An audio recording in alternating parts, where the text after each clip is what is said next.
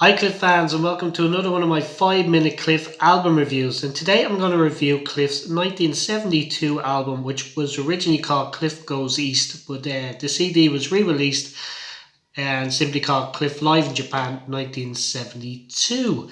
And yeah, I had this one on vinyl years ago. It was only a one vinyl. I know that when it was released as Cliff Goes East on a double vinyl, I think it was an imported record, but it was two records. I had a single record version of it years ago, and I hadn't even got a cover for it. It was just a vinyl, um, and yeah, I loved it as a kid, and used to listen to it all the time. But this one got released as part of the box set, and they said it wouldn't last back in 2009, and it includes some extra tracks as well. Now, I did a review of this 74 Japan tour there last week, and I said it for years I was trying to get this album and absolutely loved it. Well, I had this album. Well, I had part of this album growing up, and I absolutely loved it. But I've kind of gone off particularly since I heard the 74 one. I did kind of tend to favour that one more. But the big reason why I went off this is because I am. This is going to upset a couple of people. It's because of Olivia Newton-John, actually. I actually love Olivia Newton-John. I love the duets she's done with Cliff over the years. But I just don't like her singing backing vocals on this album. Actually, I don't like any female backing vocalists when it's just female backing vocalists supporting Cliff. I think he needs the harmonies of male backing vocalists, and I mean that's shown true on later albums like I'm Nearly Famous, when he had Tony Rivers and Duke Calver, John Perry, all these fantastic backing vocals on board. Um, but before I'm Nearly Famous, he pretty much just used female backing vocals, and they had another album called Cliff in Japan, I think 1960, about 66, 67, and that was Chinese ladies backing vocals, and it was absolutely terrible in my opinion. The backing vocals, Cliff's voice was absolutely fantastic, even the band was fantastic, but just female backing vocals, I just don't like really. But I'll go through the tracks anyway on this album. I don't rate it as high as the 74 album, but I'll go through the tracks now. It opens with Back Scratcher, which is brilliant. It's Marvin and Farr, just amazing. It's just an instrumental. Cliff goes into Can't Let You Go and Have a Little Talk with Yourself, which are two of my favourites on this album now, because they're two of the songs that weren't on the vinyl that I had years ago. So there's like bonus tracks. Well, they were bonus tracks to me anyway. So I absolutely love them. Goes into Sunny Honey Girl. Yeah, I don't think that was on the vinyl either. Absolutely love it as well. Then The Minute You're Gone. And Cliff sings, as I say, absolutely beautiful. He sings A Minute You're Gone, and then Olivia's overpowering backing vocals come in, which totally ruined the whole song for me.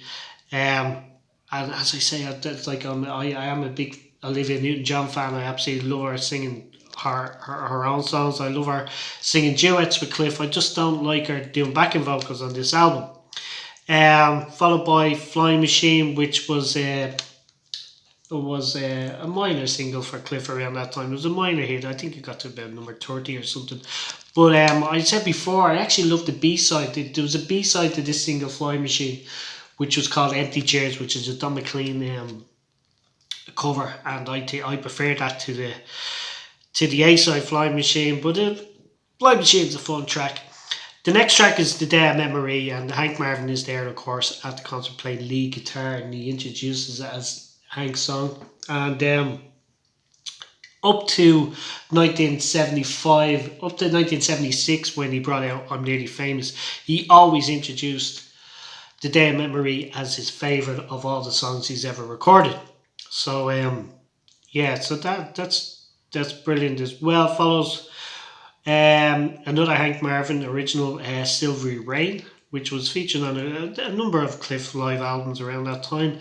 Followed by a lovely version of Cliff's My Way, which I'm not too fond of. Like, My Way is just a fantastic song, but just think Cliff's too young at the time to be singing the song. I know the song's written by Paul Anka, which would probably Paul Anka's probably around the same age as Cliff.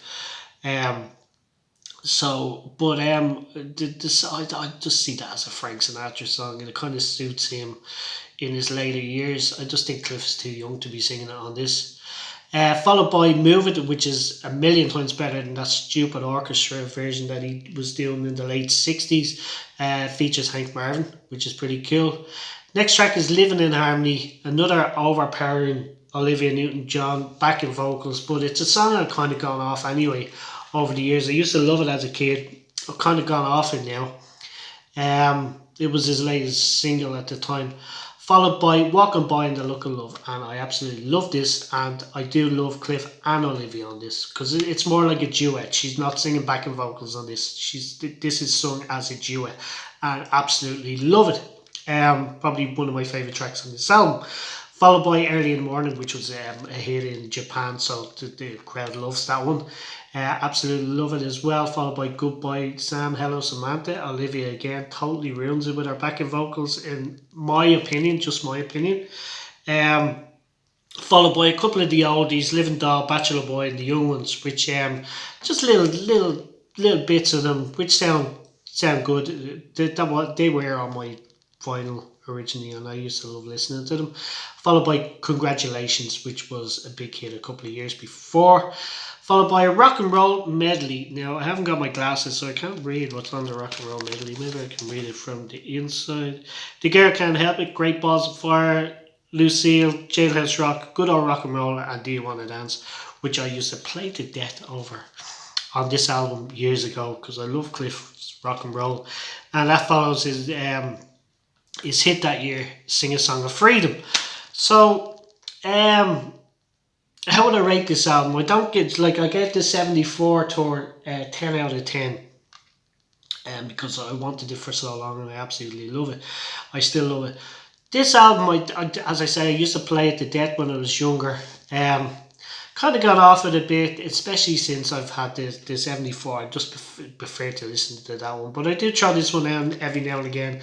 So, and I apologise to Olivia Newton-John fans. I don't I absolutely love Olivia. I just want to say that. I love her singing all the duets she's ever done with Cliff. But just as a backing vocalist on this, I absolutely hate it. I just don't like it.